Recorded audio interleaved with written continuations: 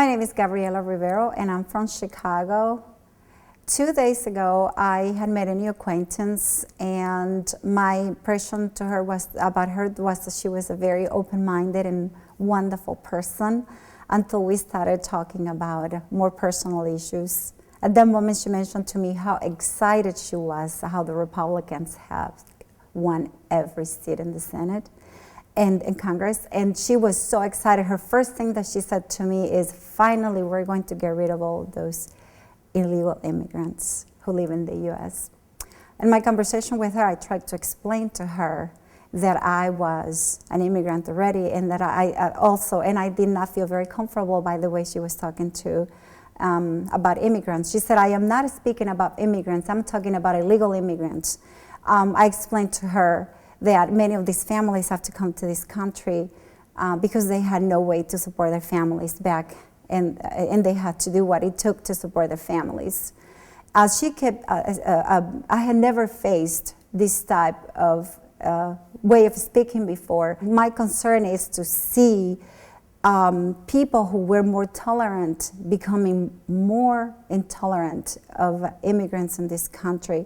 As I go through my day, I'm an American citizen. I wonder, because of the color of my skin, when I go outside on the street, am I going to be stopped by the police and asked, where are your documents? And if I left my passport at home, are they going to deport me to a country that I never gone to just because I look different, because I have an accent?